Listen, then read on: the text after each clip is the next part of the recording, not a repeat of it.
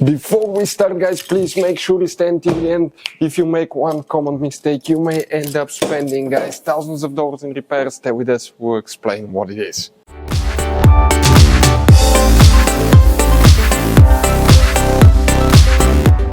Hey guys, welcome back to Auto Repair, guys. Super quick and helpful video, guys, to any of you trying to find where the ABS module fuses relays are located on Mercedes C-Class Generation W204, guys. If you want to see where you can find them, stay with us. We'll be working in fuse boxes. Some of those could be actually even hidden. We'll talk about that. We have quite a few helpful videos on our YouTube channel about that generation Mercedes, but if you have specific problem on your Mercedes that you want to solve, guys, drop a comment below under the video. If we have a chance, if we have time, we'll try to make video for your specific problem. So let's go ahead and start on it now.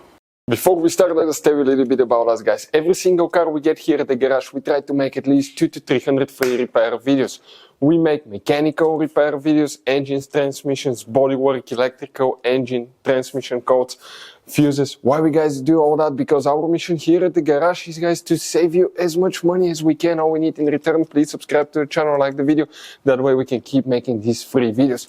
And guys, check out our YouTube channels. We have more than 17,000 free repair videos that can save you thousands of dollars in future repairs. So let's start on it now. So guys, for the ABS module now, for the ABS control module where you can expect to find the fuses and relays, we'll demonstrate on that C-Class here. You need to go ahead and open the hood. There will be many hidden fuse boxes that most people do not know they even exist, and those are quite important fuse boxes. That's why we made a special video. Check it out on our YouTube channel about fuse box location and diagram. You can check it out, it will teach you all about that. But here on the driver's side now, guys, we're going to have that cover here. All we have to do, go ahead, open the clips, pull the wire and the hose up, pull the cover out, and you're going to find a fuse box with a layout like this one. Now, before we guys continue, okay, let's explain quickly why it's always a good idea to test fuses and relays. Guys, let's explain why it's super important to test fuses and relays. That way you do not spend money on diagnostics, parts, repairs you may actually not even need. So, guys, you have different kinds of fuses and relays. We're talking about the maxi fuses, standard fuses right here. You have, watch how many different kinds of relays as well. Now, these fuses, sometimes you can clearly see if a fuse is burnt or not by looking at the element. But sometimes it's really sneaky. They can burn here on the side. It's hard to see. Some fuses will not be visible as well. And we had people that will spend thousands of dollars in repairs, replacing modules, even engine computers, when all they had to do, they assumed they had a good fuse. They pulled it out, they saw it, and they assumed it was good. But guys, you can easily test these fuses, and on some of these, most of them, they have even the terminals on top that allows you to check them with a voltmeter and find out if it's good or bad. You see, that's a good fuse. If it's blown, okay, like this one here, it's blown, nothing. Check this thing out, no connection. One next to it, okay. Right here, let me get good contact point. That's a good fuse, guys. You can see you can test them. Now, relays are harder to test, but with the voltmeter, fuses are super easy to test. All we have to do is set it on that setting and practically your ohm resistance setting, and you can find, guys, okay, if it works or not. For instance, that one was the good fuse. You can see it's going to go down to 0 ohms resistance, or you can go ahead, remove it and test it the same way, guys. It should have 0 ohm resistance. Now, relays, guys, are a little bit more complicated, but it's doable.